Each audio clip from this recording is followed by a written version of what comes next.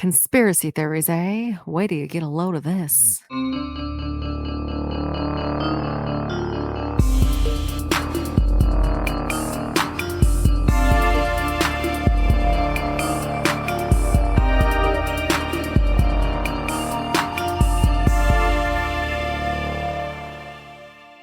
Hello, and welcome to Cracked Sisters Conspiracies. We're a podcast that covers conspiracy theories, mysteries, and all of our spooky shit. My name is Jackie. And I'm Cassandra.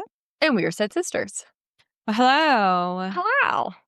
I haven't seen you in a week and a half. I know, it feels like it was so much longer. I know, but it really wasn't.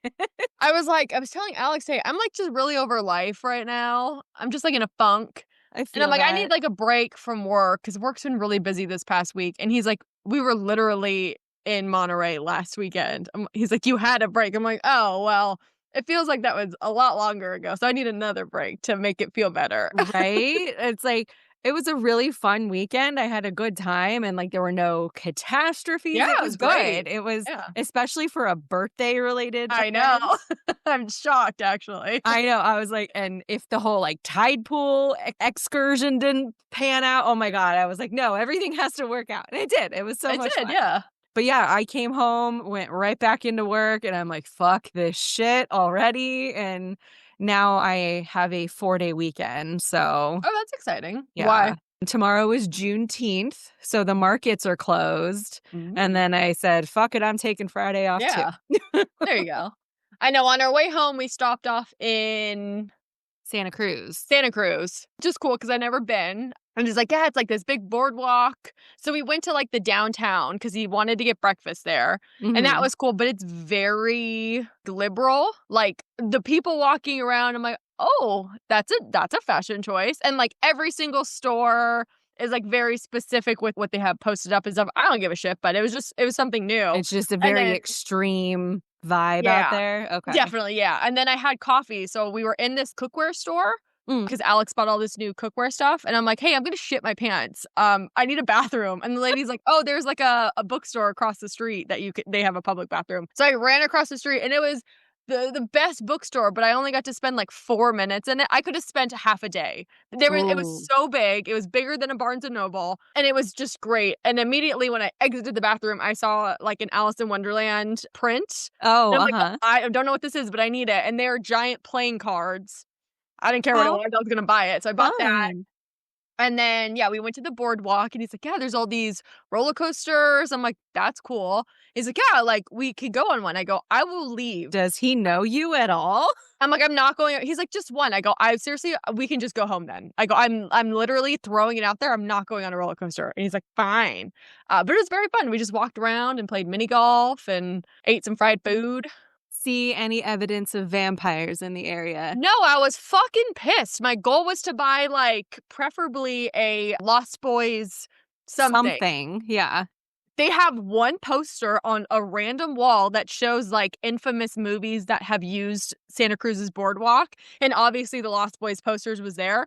But otherwise you would never know. They only have Santa Cruz printed memorabilia. I'm like, what the fuck is this? I was very upset. Oh, man. Alex probably thinks we're a bunch of liars, but whatever. I know. He's like, I don't know why you guys keep saying there's vampires, but okay.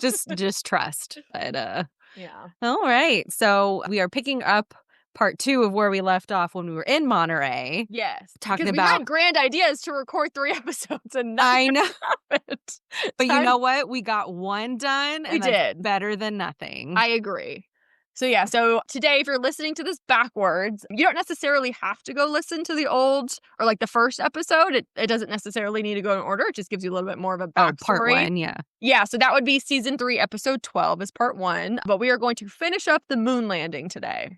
So just to quickly recap what we went over in part 1, we discussed NASA and its general history, the space race, Apollo 1, Apollo 11, astronaut testimonials, Stanley Kubrick's directorial masterpiece, because people think he filmed the moon landing, and then how we allegedly never sent anything to Mars. Everything we've ever seen or known was filmed on a location called Devon Island, which is an island in Canada. That's right. And Buzz Aldrin was running his mouth and yes, being that would salty. Be the astronaut testimonials. Apparently, he's done numerous interviews where he just says flat out, "We've never went to the moon."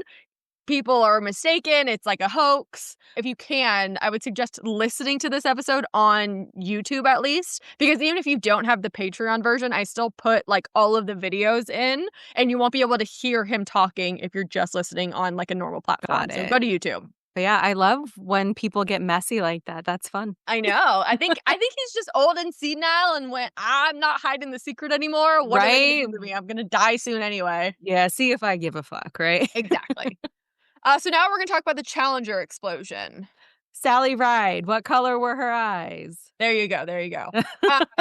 The Challenger mission, or was formerly known as the STS-51L, was the 25th mission of the NASA Space Shuttle program and the final flight of the Space Shuttle Challenger. So it was like a farewell to this space shuttle.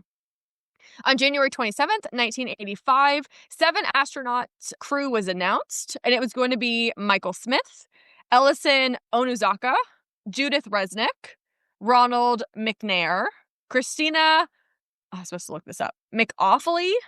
What a terrible name. I feel like that's not how you pronounce it, so I apologize. How do you spell it? McAuliffe.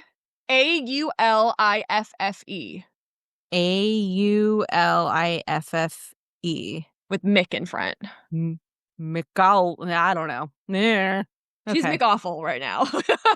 Gregory Jarvis and Dick Scobie. So I'm not sure where the Sally Ride thing comes in because she was not an astronaut on this particular mission. For some reason, I thought she was. No, I don't. Maybe she was on a different one. Hold that on. also exploded. Because this is the second time you brought up Sally Ride, and I have not found her in any of my research. Hold on. She was scheduled to. Oh.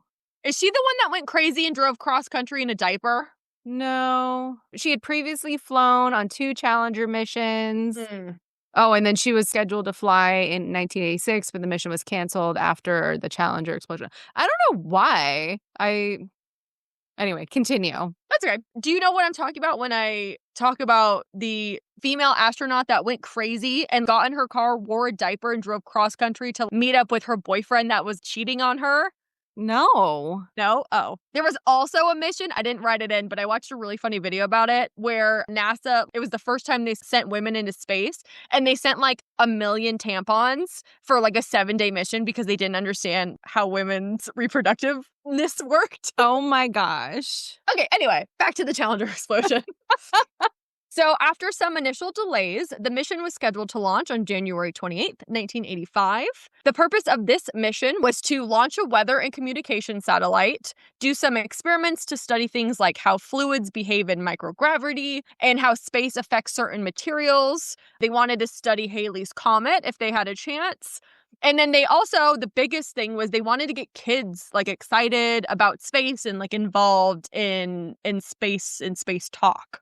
Krista McAuliffe, that's what I'm calling her now, she was actually a high school teacher, and she flew as part of the Teacher in Space program. Oh, they were really trying to hype this up. So the morning of the launch was really cold. It was much colder than they had initially anticipated. And at 11:38 a.m., the Challenger launched from the Kennedy Space Center in Florida. The cold affected the O-rings on the right booster rocket, and these seals were supposed to keep super hot gases from leaking out. But just after 73 seconds after liftoff, those O-rings failed.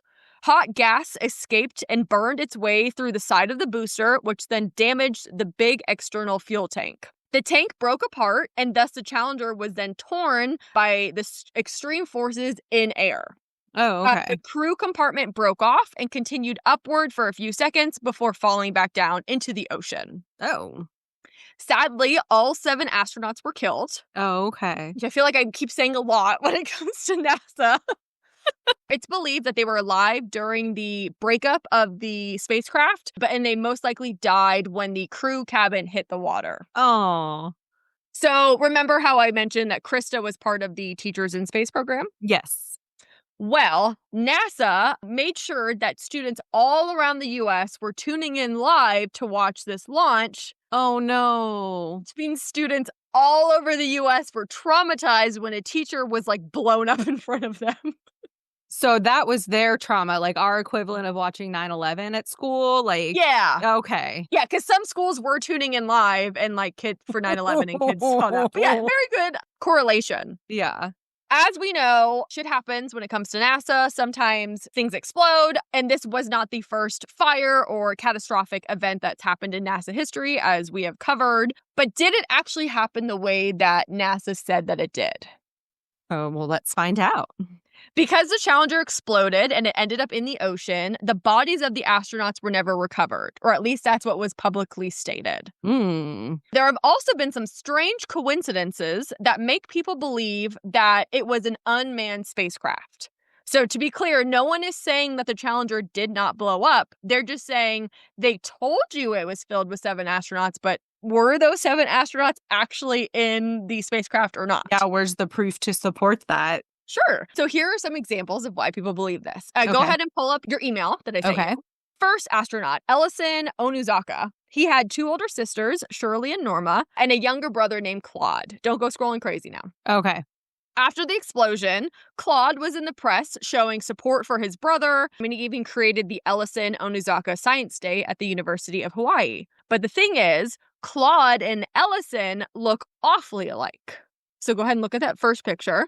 Okay. And they look so alike that people are convinced that Ellison never actually had a brother, but that Claude, with air quotes, is his like alter ego, new persona. I mean, it does look like it could be the same person who's just aged and Exactly. gained weight. And then I wasn't able to find, nor were a lot of people, baby pictures of Claude and Ellison, or even adult pictures of the 2 of them in the same picture. So a lot of people are like, maybe that he had a brother, maybe not, but they think this is the same person. He's just been reincarnate, basically. Okay. Okay, next guy is going to be Ronald McNair. So that's going to be the second picture. Apparently, he liked Ellison's choice of just deciding that he was going to turn into a sibling. And so allegedly, Ronald also turned into a sibling. Ronald had both an older brother named Carl and a younger brother named Eric. Ronald decided that Carl was going to become his new persona and is now, if you believe that Carl is Ronald, he is the founder of McNair Achievements Program and an active public speaker. So they look related. But as I'm zooming in, like the tooth gap is not prominent and the noses are slightly different. Yeah, not as exactly on that one. Okay, next is Michael John Smith, the pilot.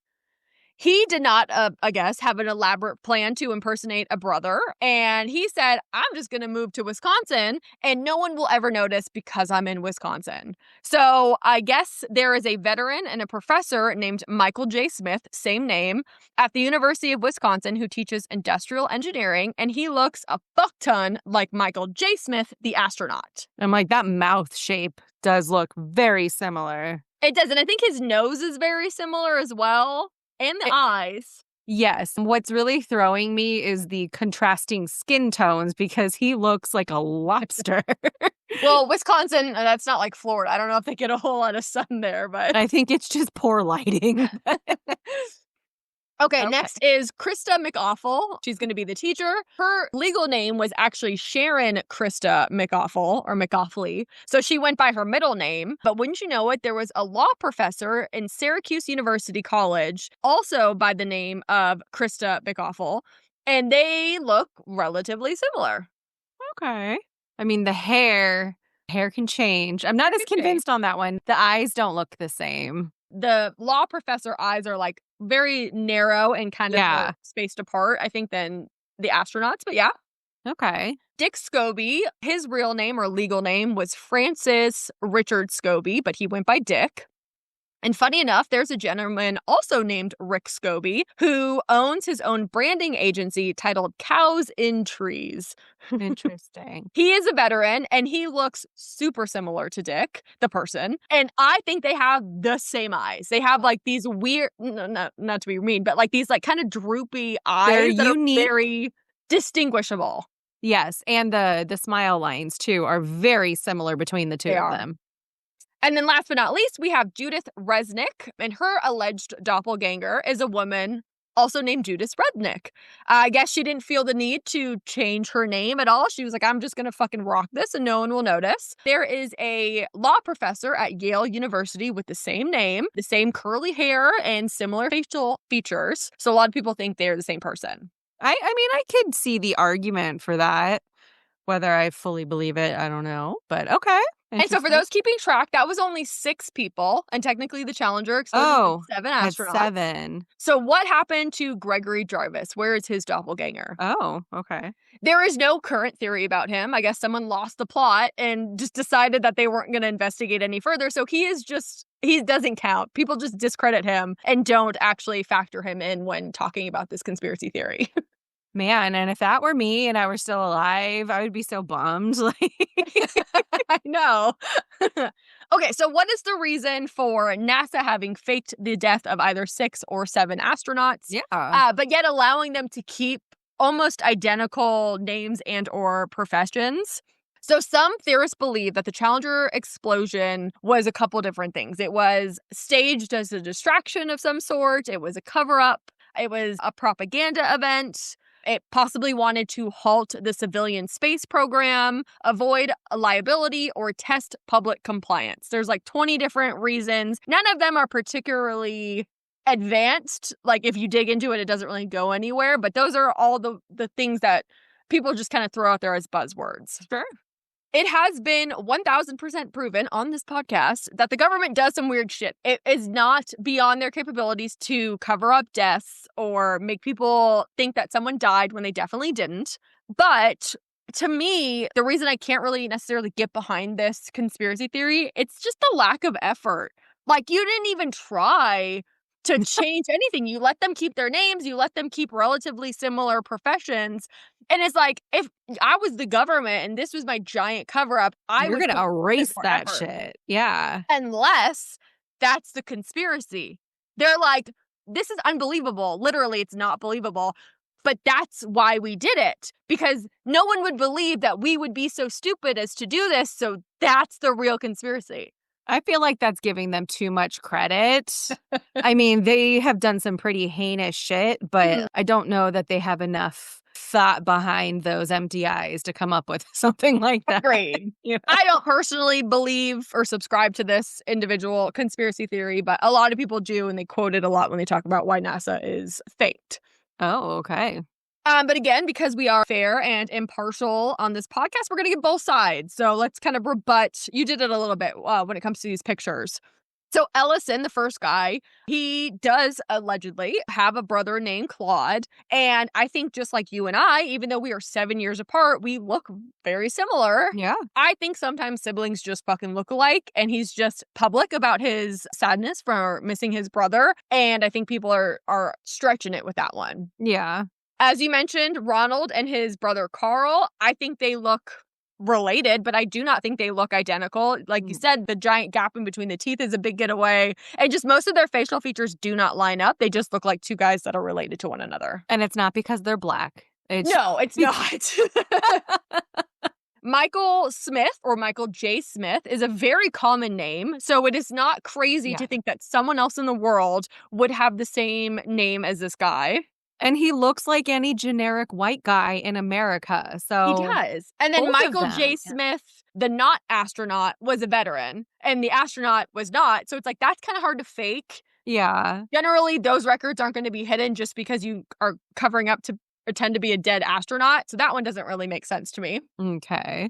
For Krista, the teacher, I don't think, as we said, her doppelganger really looks too much like her. I think it's just a white chick with curly hair. Yeah. And then Judith, the astronaut, was born in 1949, whereas Judith, the Yale professor, was born in 1955, allegedly. So they're not even born in the same year. They have documented different birthdays and all that kind of stuff. Gotcha. For Dick Scobie, I think he looks too similar. I don't have a rebuttal for him. That one is very convincing. That one's very questionable because I'm like, oh, you look like you're 25, 30 years older. Like, or maybe the dad had a secret second family and this is his long lost brother that he didn't know about. That shit happens. I've heard of that where Men that do that, they name their secondary family, like those kids, the same name so they don't get it mixed up. To avoid confusion. So they would have the same name, they look similar, but the dad got away with it, allegedly. Wow. And it should be noted that all astronauts remained actually have been located and since either buried or dealt with, according to the internet. Again, you can say allegedly if you don't want to believe this, but Dick and Judith were both buried in Arlington National Cemetery. Ronald was buried in his hometown of Lake City, South Carolina.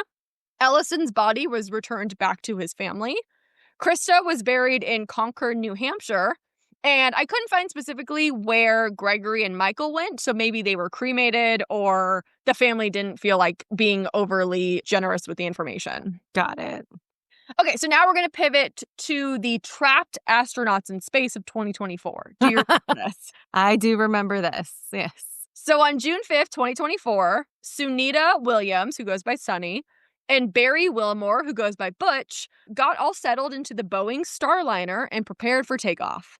They were basically guinea pigs for this Starliner, and the purpose of their mission was to test its capabilities, such as launching, docking, and return system. The mission was set to last a total of 8 days. On June 6th, the Starliner made it all the way to the International Space Station without any issues, and it was able to dock successfully.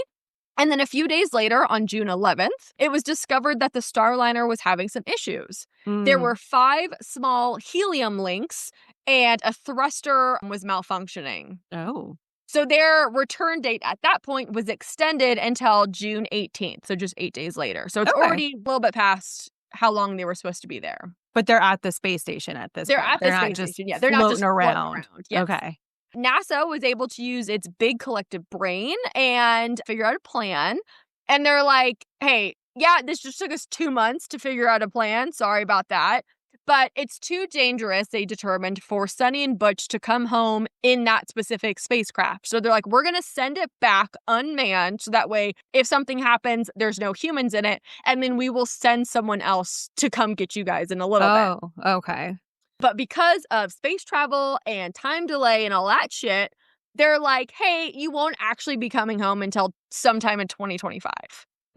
And this was in June of 2024. So it's at least 6 months on the earliest end until we can send someone to get you.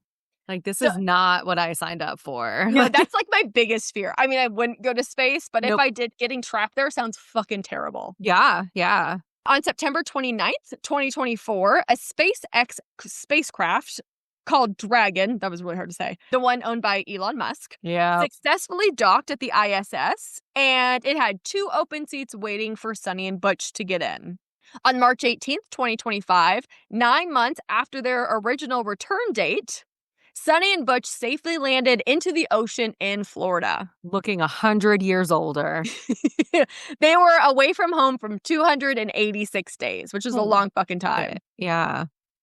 So, again, shit happened. You and I are experts on this because we read April's book club book, which was Project Hail Mary. We know that space travel is very difficult. We do. And Evan just finished it. That's like the fastest book he's ever read. And he had withdrawals when it was over. I know. It's so good. I keep thinking about it. It's such a good book. So there's many technical issues that can and often do arise, but the astronauts being stranded isn't what made people like go up in arms about it. Instead, people were instantly suspicious because while these astronauts were stuck in space, the 2 astronauts were like live streaming or whatever technical term you want to use for that, their time, and they seemed to have more than enough to like get them through this time. They had Christmas decorations, like Santa hats. There's a picture of it in the email. They had a full ham and turkey Christmas dinner. So it's like, people are like, why on earth would you have just Christmas supplies for a trip that lasts 8 days in June? Because it's the space station that they keep stocked because there's someone there all the time. That's true.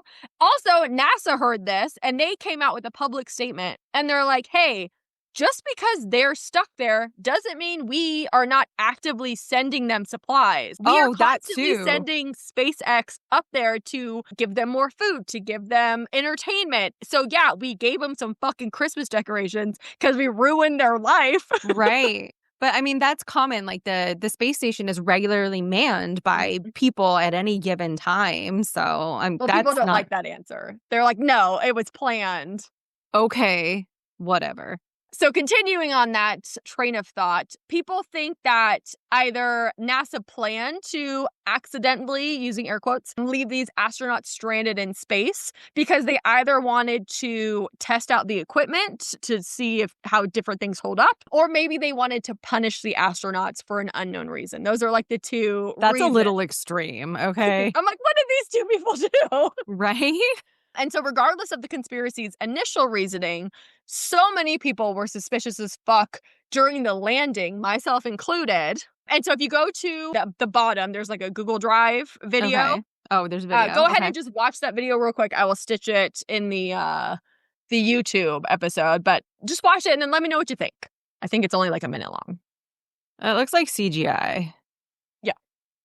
So instantly to me, I think it's AI generated. That looks fake as fuck. It looks so fucking fake. So people like are the like, water looks weird, the horizon looks, everything about it looks weird. Okay. people are like, how fucking stupid do you think we are? That is too perfect. And then also at some point, not in that specific video, because obviously they were recording the whole thing, when the pod lands and it's about to open, dolphins. No, Dolphins, they don't. I swear to God, they jump in the background, like right next to the pod in frame of the camera. And people are like, be so fucking for real right now. Okay, and NASA made a very statement. They're like, no, that's normal. Dolphins totally do that naturally. It's like, oh, so not only are you super smart NASA brain, you're also marine biologist. Right? And dolphins are on call at any given time for, the welcoming back. Exactly. So people were not fucking having it. I think it's bullshit. Whether they were actually tracked or not, that video I think is super fake. 100%. There's something wrong there. There was a YouTuber named Zigzag Static. Oh. And he had the same thoughts that you and I did. And he ended up uploading that video into a website called Hive Moderation. And basically, it's a website that will analyze videos and pictures and tell you a percentage of, is this AI content? Is there any AI in it?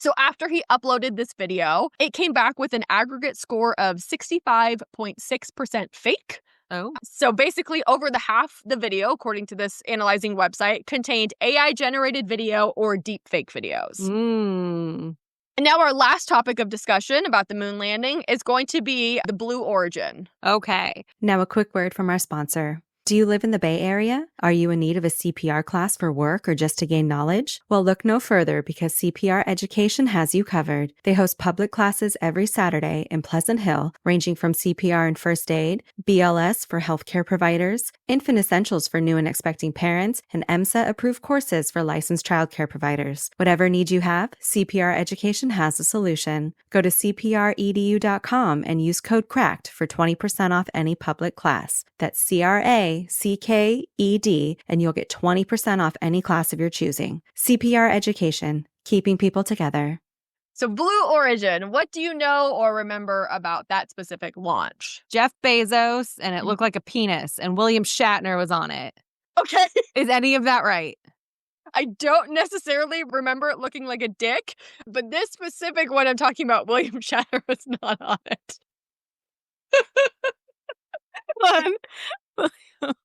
So anyway, so as you said, Mr. Billionaire Jeff Bezos, the creator of Amazon and the second richest person on the planet, he created this company called Blue Origin in September of 2000. Oh, yeah. This didn't happen until 2021 with William Shatner. There's been multiple Blue Origin launches. I was just talking about the most recent one. And then side note, who do you think the third richest person in the world is?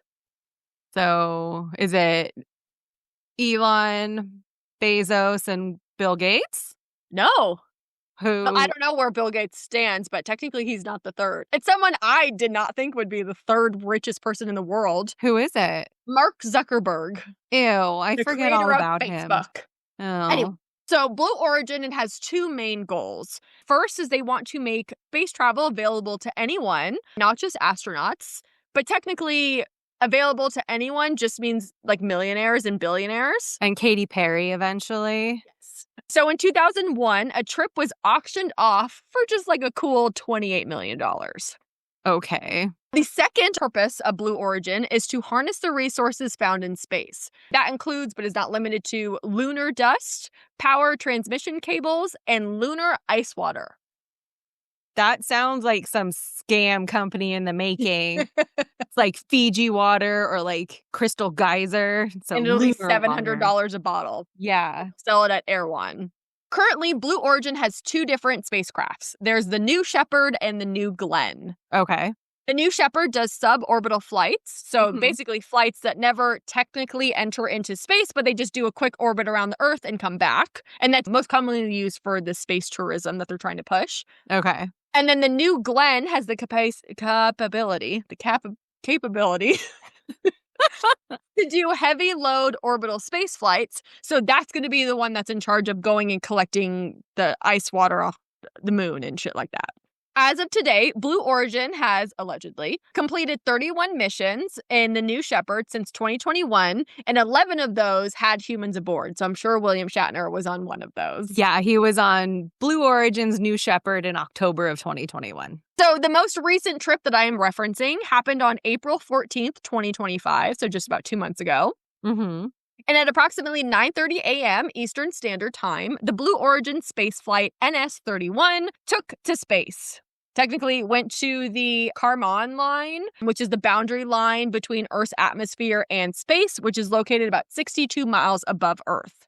And this had its first ever all-woman crew. Crew is a loose term that I would use. Sorry, I have All-woman passengers. passengers. There you go.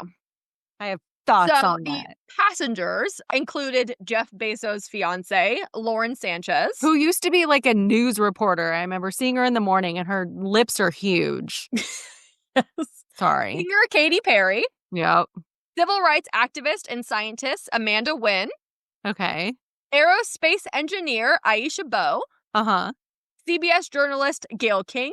That's Oprah's best friend. Yeah. That's who she is. And movie producer Carrie Ann Flynn, who I've never heard of. The most random assortment of women ever. Exactly. So these ladies were all decked out in full glam. Their hair was perfectly done. They each got to wear a skin fucking tight, bluish, purplish, like jumpsuit. And it was made of neoprene so nobody, burst into flames during this travel. Right. The flight itself lasted roughly 11 minutes, and on its way back down to Earth, the space rocket ship, whatever you want to call it, separated into 2 parts, which it's supposed to do. There's the crew capsule and the booster. The booster did a controlled land first, and then the crew capsule was then plummeting down to Earth until it deployed the jellyfish-looking fucking Thingy. parachute. Yeah. That again looks super fucking CGI and fake, and then it was like guided down perfectly to the ground. Huh. It took 10 minutes and 22 seconds for it to float down.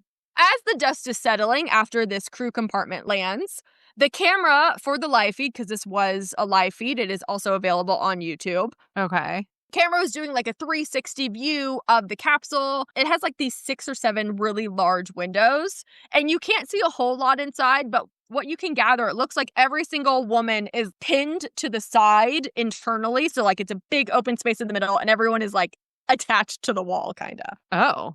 A little over a minute or so later, after it landed, the crew and support for Blue Origin all rushed to the area. They were preparing to open the door. It took forever. I don't know what they were fucking waiting on. And then if everyone watches the live stream that's on YouTube, I'll put this clip in our YouTube video. But at 1 hour and 45 minutes into the live stream, the door of the spacecraft opens. Okay. From the inside. Which is not normal with spacecrafts. No. And then a woman, it's presumed to be Sarah Knight, and Jeff Bezos run over and like shut the door. And like start talking, but you can't hear what they're saying.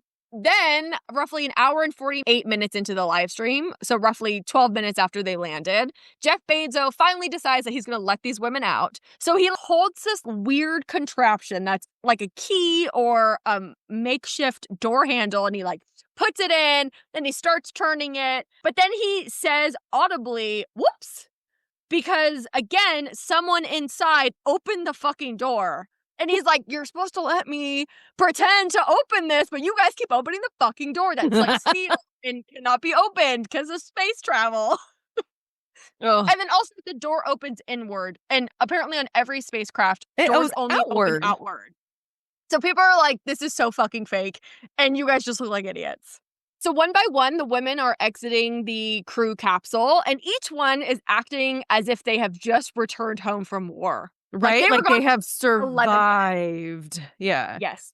So Katy Perry, everyone made fun of her a lot. She was holding this flower up to the sky and literally kisses the ground that she is walking on. Amanda Wynn looks like she won Miss Congeniality. She's doing all of these faces, and then she just bursts into tears, which is how you do if you're in a pageant. Sure. And then Gail got down onto all fours. She also kissed the ground while thanking Jesus. Of course. That was super fucking dramatic. Afterwards, each woman does a one-on-one interview with whoever is live streaming this. And Katy Perry's went viral because the first thing out of her mouth when asked how she feels is, quote, "I am super connected to love. I think this experience has shown me that you never know how much love is inside you, how much love you have to give, and how loved you are until the day you launched," end quote. So it's gibberish. She said so many words and not actually one single coherent thing came out of her mouth. I don't want to shit on someone's once-in-a-lifetime experience if it happened. Maybe that is her true natural reaction. I think she looks dumb, but, that's cool. You don't know how you're going to react. So I like that people made fun of her, though, because Blue Origin, the streaming site, left their comments open. So I'm just going to a couple of the comments that I thought were very funny. Yes, please do. The one said, "Congratulations, Blue Origin. You somehow made spaceflight cringe." Another person said the engineers had to calculate the weight of all of the makeup and Botox for the rockets. Another said, "Congratulations to all the Amazon delivery guys who struggle to put food on their table in order to get these incredible women into space." And then my personal favorite, it says, "If going to space for 3 minutes makes you an astronaut, then I'm a gynecologist." Okay, so now back to topic. Do we think this was a real trip, or was this all CGI and a marketing scheme? Some reasons people think that this mission was fake was because, just like with a moon landing, there are some fundamental points that people recite in order to prove, quote unquote, that the landing never happened. Okay. So one being Jeff Bezos is a billionaire and no one trusts him or anyone with that kind of money. Yep. All of these launches and landings that they do, they're all broadcasted on social media live, but there's almost never anyone actually on site witnessing it. There's a couple cherry-picked news reporters, but otherwise it's not open to the public, so people can't just go watch it for themselves, which makes them suspicious. Yeah. And then a lot of the footage that's released, it just looks too perfect. It looks AI generated. And technically all of these 7 women, I think it was, or 8 women that went in, they're all famous and they could definitely benefit from the publicity of going into space and kind of kickstarting their careers or whatever. Yeah. And personally, considering the fact that no one's face exploded, because the amount of fucking filler that was on that spacecraft and it had no effect going out of Earth's orbit, I find that highly suspicious. That's the most damning piece of evidence right there. But that is the moon landing. So now, in the first episode, you weren't convinced that it was fake. Now that you've heard all of my evidence, what are you thinking? There is some skepticism, but I want to choose to believe that we have at least made it to the moon. The Blue Origin shit seems bullshit. Yeah. If you had the opportunity, would you either just do a Blue Origin trip or would you go into space? Nope. That is one of those. It is not worth risking it. If that is an option, no, thank you. Because my fear is something catastrophic is going to happen. And what will it have been for? That's not something that's worth it to me. Yeah, so that is the moon landing. Okay, good stuff. Yeah. What are you going to cover next week or next time? So I had written my notes before the verdict about Florida was handed down. But I'm going to be covering the concept of Florida Man. Oh, I love that. Yeah. Okay. So figured a nice palate cleanser in between. Yes, that's and good. Then as you were talking about the moon landing, I also jotted a note down that I think one of my episodes in the future will talk about the Titan submersible that exploded. Ooh, that's a good one too. Yeah, with the PlayStation controller or the Xbox so controller. we'll go Florida Man first, but that will be my topic. But in the interim, if you have any suggestions, we're always looking for feedback from our listeners. We love new topics or whatever you have to send our way. So you can track us on our various forms of social media. You can send us a good old-fashioned email. You can send a carrier pigeon. There are many ways to get a hold of us. But with that, I'm going to say stay cracked, y'all. And have a great day.